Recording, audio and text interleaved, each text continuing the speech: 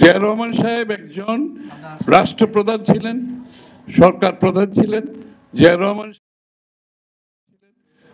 রহমান সাহেব একজন army general ছিলেন, মিলিটারি জেনারেল ছিলেন, যিনি সম্মুখ যুদ্ধ করে দেশের স্বাধীনতা ঘোষণা করেছেন এবং স্বাধীনতা যুদ্ধে সম্মুখভাবে যুদ্ধ করেছেন।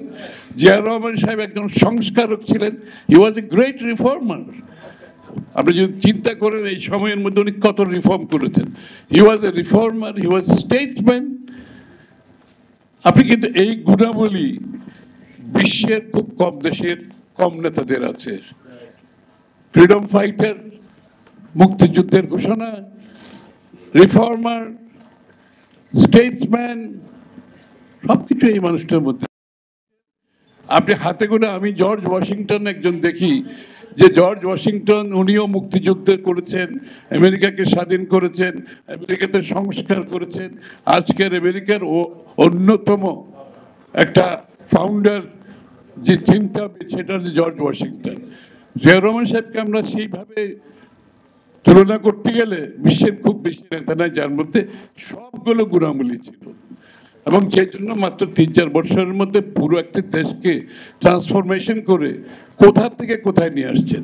শুধু যে রাজনৈতিকভাবে আমরা এসেছি তা না, অর্থনৈতিকভাবে, সামাজিকভাবে, জাতি হিসাবে, একটা সভরেন নেশন হিসাবে, জাতীয়তাবাদের জাতির একটা সত্তা যেটা অনুভব করেছিল, অনুপস্থিত ছিল, সেটা উনি দিয়েছেন। একটা জাতি, একটি দেশ এর নিজস্ব স্বাধীনতা, সার্বভৌমত্বের যে একটা গর্বিত অবস্থা, সেটাও কিন্তু উনি দিয়েছেন। সুতরাং জিয়া রহমান সাহেব সম্বন্ধে বলতে গেলে এগুলো শেষ হবে না। আজকে আমরা যখন যেই সমস্যায় বাংলাদেশ আমরা অ্যাড্রেস করি, জিয়া রহমান সাহেবের ফিলোসফি, দর্শন, ভাবনা চিন্তা চলে আসে, অটোমেটিক্যালি চলে আসে আমার সামনে। এই যে অর্থনীতির উপর আজকে আমরা যে প্রেস কনফারেন্সটা করে আসলাম, বেসিক্যালি জিয়া রহমান সাহেব অর্থনীতিকে যেভাবে অ্যাড্রেস করছে, যে দেশের কৃষক, শ্রমিক, ব্যবসায়ী, পেশাজীবী, সর্বস্তরের মানুষকে চিন্তা করে অর্থনীতিকে একটা কর্মকাণ্ড করেছেন। সকলকে কিন্তু উনি এই অর্থনীতিতে অংশগ্রহণের জন্য একটা লেভেল প্লেইং ফিল্ড সৃষ্টি করে দিয়েছে। এর আগে অর্থনীতি ছিল আওয়ামী গোষ্ঠীর একটা অর্থনীতি, ওরা দেশ অর্থনীতি পরিচালিত করত, তাদের সুবিধা মতো পলিসি হতো, তারা অর্থনীতি নিয়ন্ত্রণ করত সরকার। কিন্তু জিয়া রহমান সাহেব কি করেছেন, উনি বলছেন অর্থনীতি হতে লেভেল প্লেইং ফিল্ড থাকবে, বাংলাদেশের প্রত্যেকটি নাগরিক সমানভাবে যাতে অংশগ্রহণ করতে পারবে, সেরকম একটা লেভেল প্লেইং ফিল্ড থাকতে হবে। এখন যার যেটা সক্ষমতা আছে, সৃজনশীলতা আছে, দক্ষতা আছে, সেটার উপরে ভিত্তি করে প্রত্যেকটা মানুষের সমান অধিকার যাতে থাকে অর্থনীতিতে অংশগ্রহণের জন্য, যেটা মুক্তবাজার অর্থনীতি, সরকার চালিত অর্থনীতি থেকে মুক্তবাজার অর্থনীতিতে। রাজনীতিতে তো উনি খুলে দিয়েছেন, সবাই জানেন আপনারা।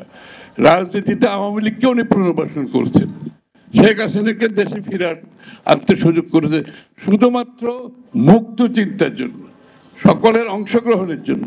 কাউকে বাদ দিয়ে প্রতিহিংসা, প্রতিশোধের রাজনীতি করে কোনো জাতি কিন্তু এগোতে পারে না।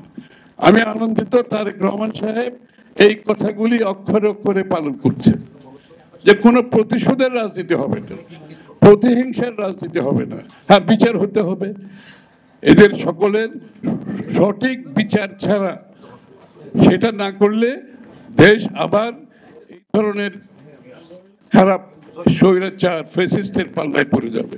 সুতরাং সঠিক বিচার করতে হবে, কিন্তু প্রতিশোধ, প্রতিহিংসা দিয়ে যদি আমরা সার্বক্ষণিক আমরা যদি জড়িত হয়ে পড়ি, এই চ্যাপ্টারটা তো ক্লোজ করতে হবে।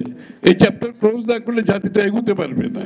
জিয়া রহমান সাহেব একজন রাজনীতিবিদ, উনি কিন্তু ক্ষমতা দখল করার মাত্র ৩ বছর ওনার জীবিতকাল ছিল, ক্ষমতা নেওয়ার পরে আবার 3 বছরের মতো, এরকমই।